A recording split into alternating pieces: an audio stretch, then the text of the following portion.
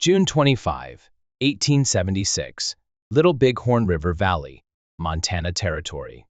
A young Cheyenne warrior, White Wolf, digs through a dead soldier's pockets and pulls out square green paper, U.S. money, meaningless to him. Hours later, it's saddle blankets for kids' mud horses. Around him, 268 U.S. 7th Cavalry troops lie slaughtered.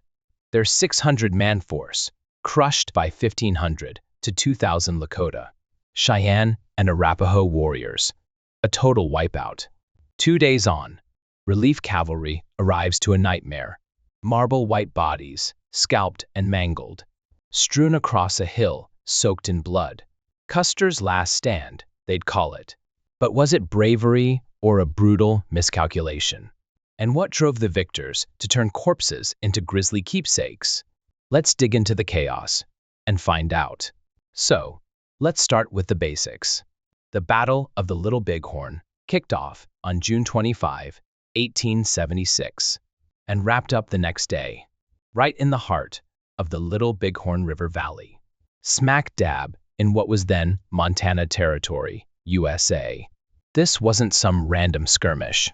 It was a full-on clash between the U.S. 7th Cavalry Regiment and a massive coalition of native warriors. The 7th Cavalry, led by Lieutenant Colonel George Armstrong Custer, rolled in with about 600 to 650 soldiers. 5 of their companies, roughly half the regiment, were the ones who got directly tangled up in the fight. Custer, a guy with a big reputation from the Civil War, was calling the shots, and he'd brought his men into this rugged, open country, chasing a mission, force the native tribes onto reservations, and clear the way for settlers and gold prospectors. Simple plan, right? Not quite. On the other side, you had a powerhouse of Lakota Sioux, Cheyenne, and Arapaho warriors, somewhere between 1,500 and 2,000 strong. These weren't just random fighters. They were led by heavy hitters like Sitting Bull, Crazy Horse, and Gal. Sitting Bull was the spiritual backbone, rallying the tribes with visions of victory. Crazy Horse, a tactical genius, brought the ferocity, while Gal, a Hunkpapa Lakota chief, drove his men with a personal vendetta after the army had killed his family years earlier. Together, they'd camped along the Little Bighorn River, refusing to bow to the U.S. government's demands to abandon their lands. This wasn't their first rodeo with the cavalry, but it was about to be the most brutal. The numbers tell the story. When the dust settled, 268 soldiers and civilian personnel from the 7th Cavalry were dead. That's not just Custer's 5 companies. It's scouts, interpreters, even a couple of his own brothers who'd tagged along. Another 55 limped away wounded, some so badly they'd never fight again.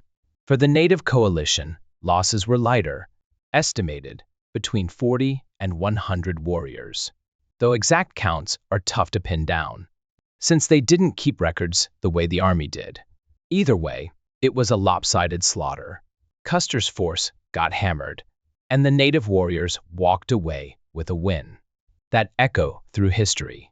But let's zoom out for a second. Why were they even there? This fight didn't happen in a vacuum. The U.S. government had been pushing hard to control the Great Plains, especially after gold popped up in the Black Hills in 1874.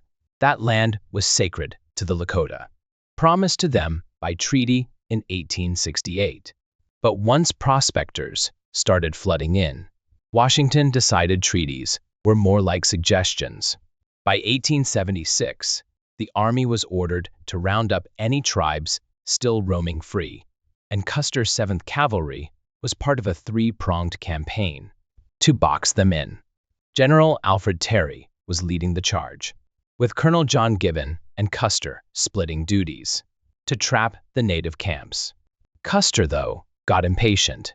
He split his regiment into smaller chunks, sent some with Major Marcus Reno and Captain Frederick Benteen, and took his 5 companies straight into the fray on June 25. He thought he'd catch the village off guard. Instead, He ran headfirst into a buzzsaw. The terrain didn't help. The Little Bighorn Valley is all rolling hills and shallow ravines, with the river cutting through like a lifeline. Custer's men were spread thin, pinned against bluffs and ridges, while the warriors used the land like they'd been born to it, which, well, they had. By June 26, it was over. Custer and his companies were gone, wiped out on a hill that'd later bear his name. But what did the battlefield look like after? And how did the native victors see it all? That's where this story gets even wilder. Now let's shift gears and look at this battle through the eyes of the native warriors who walked away victorious. For them, June 25, 1876, wasn't just a fight. It was a moment of triumph, survival, and even curiosity about the men they'd defeated. Take White Wolf, a Cheyenne warrior who was right there, in the thick of it. After the shooting stopped and the dust settled, he and other young men started picking through the bodies of the fallen 7th Cavalry soldiers. They weren't just looking for weapons or trophies. White Wolf found something odd in those pockets. Square green paper money. To him, it was useless. Some strange thing these white soldiers carried. He didn't know it was U.S. currency, worth something back east, maybe enough to buy a horse or a rifle. To the Cheyenne, it didn't mean a thing. So what did they do with it? The kids took over. Cheyenne children grabbed those dollar bills and turned them into saddle blankets for their toy horses made of mud. Picture that, a battlefield strewn with bodies, and little kids playing nearby, draping greenbacks over their pretend ponies, like it's just another day. Then there were the silver coins. The Cheyenne found those too, jingling in the dead troopers' pockets. Unlike the paper, these had a shine and weight that caught their eye. They didn't spend them at some trading post. They got creative. Skilled hands among the Cheyenne melted them down and shaped them into silver buckles, the kind you'd see on a belt or a horse harness. Practical, beautiful, and a way to carry the victory with them. It's not hard to imagine a warrior fastening one of those buckles later, maybe grinning at the thought of where it came from. This wasn't looting for profit. It was turning the enemy's stuff into something that fit their world. Other warriors had their own stories from that day.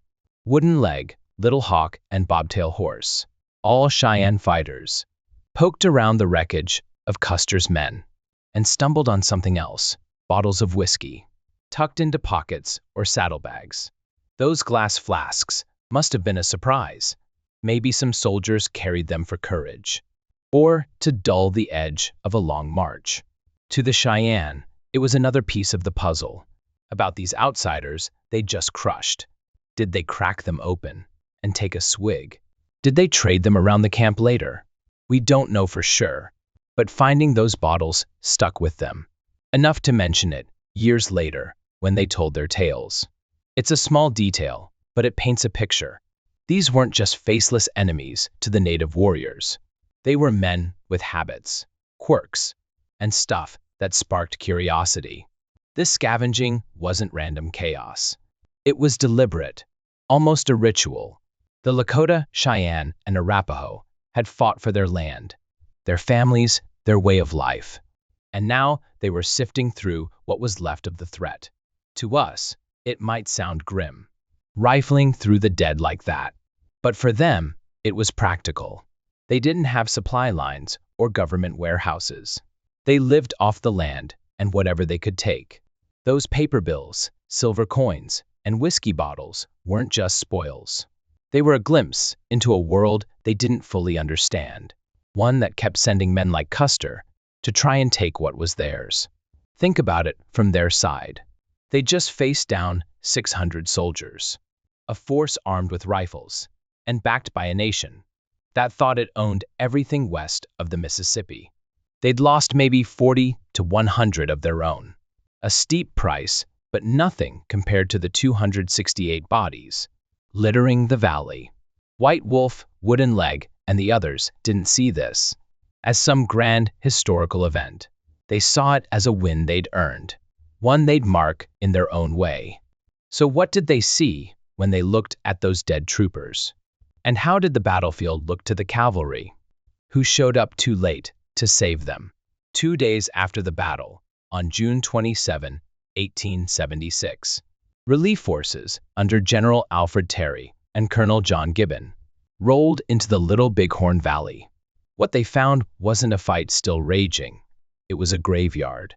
The 7th Cavalry's 5 companies were gone, and the aftermath sprawled out before them, like something out of a nightmare.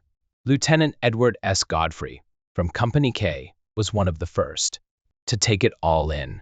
He wrote about the marble white bodies of soldiers, dotting the ground near what's now called Custer Hill, mixed with the brown carcasses of horses and ponies. The dry reddish-brown grass stood sharp against the pale earth, painting a scene so bleak he called it a sight he'd never forget. You can almost feel the weight of it. Hundreds of men and animals, lifeless, baking under the Montana sun. Up near the top of that hill, they found Captain Tom Custer, George's younger brother and leader of Company C. He was face down in the dirt, just north of where the general fell. His body was a mess, so torn up he was unrecognizable. Arrows had punched through his back and head, one with a bent arrowhead lodged deep.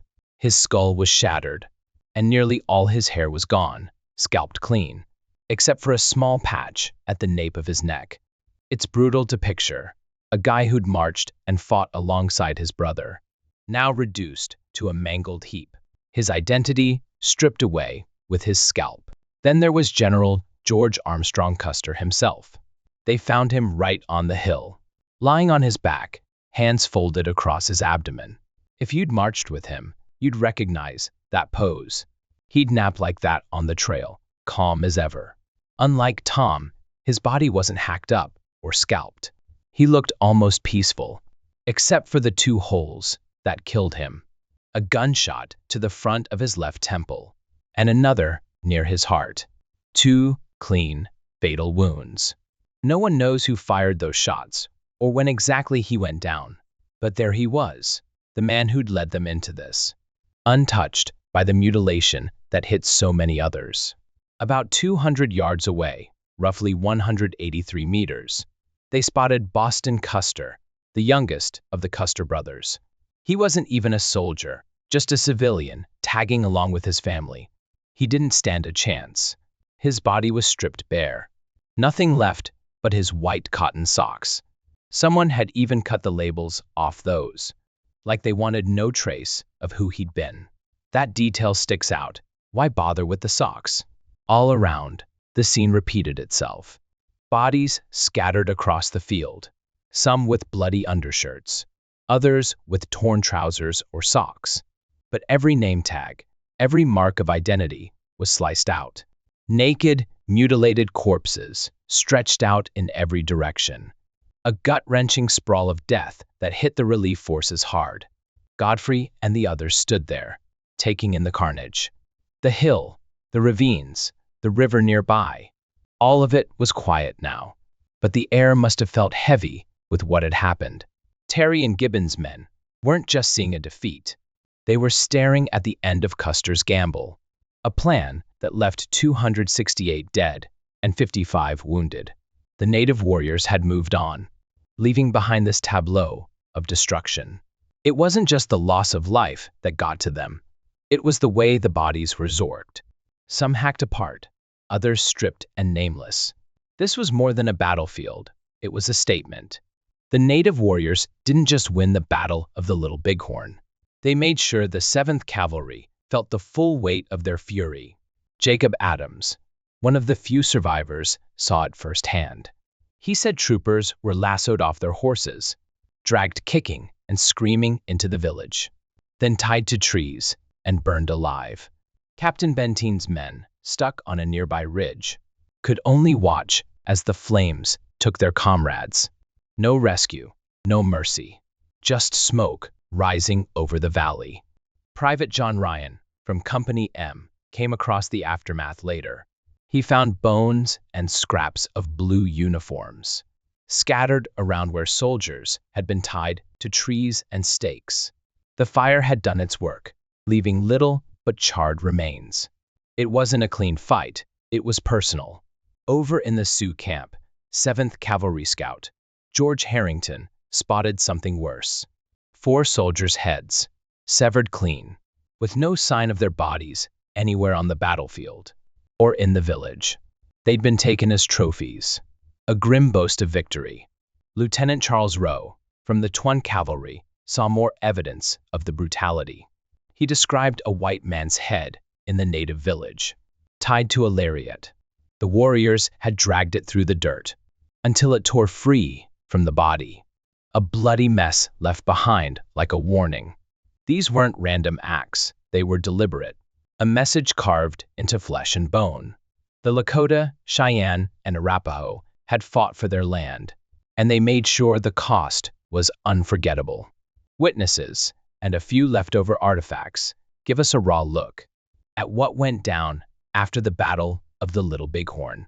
Trumpeter Giuseppe Martini from Company H was one of the survivors, who saw the carnage up close. He described a pile of bodies stacked in a deep ravine between Custer's Hill and the Little Bighorn River. Among them was a first sergeant, his corpse covered with torn pieces of paper money, about $500 worth, which adjusts to roughly $12,000 in today's dollars. His men had entrusted it to him for safekeeping, maybe for a future payday that never came. Now, it was just litter on a dead man.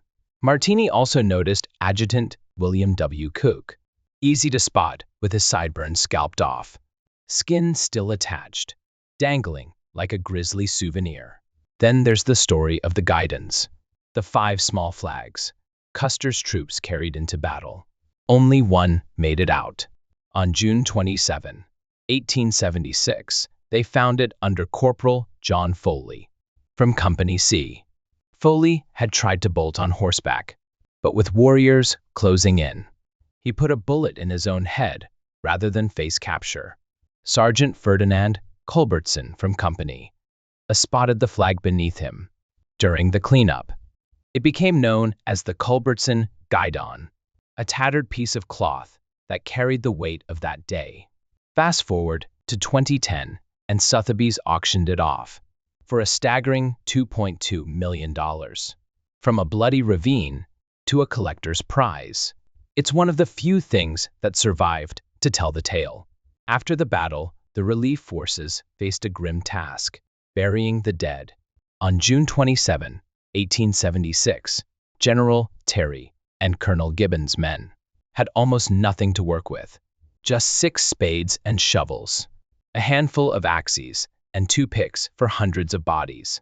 Strewn across the Little Bighorn Valley, they made do with what they could, scraping dirt with knives and tin cups to cover the fallen soldiers.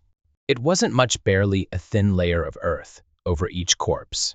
No proper graves, no markers, just a quick blanket of soil before moving on. They left them there in the wilderness, hundreds of miles from civilization, far from home, family, or anything resembling a real farewell. The vastness of the plains swallowed them up, a quiet end to a loud defeat. This wasn't just about cleaning up a battlefield. It was the final note in a story of ambition, clash, and consequence. Custer's gamble unraveled into 268 deaths, a native victory that roared defiance, and a scene of loss that stuck with everyone who saw it. The Battle of the Little Bighorn isn't just a history lesson. It's a gut punch about what happens when worlds collide, and neither side backs down. We've walked through the chaos, the perspectives, and the aftermath, piecing together a day that shaped the American West. If this dive into the past hit you as hard as it did us, give it a like and hit that follow button for more stories that pull no punches. See you next time.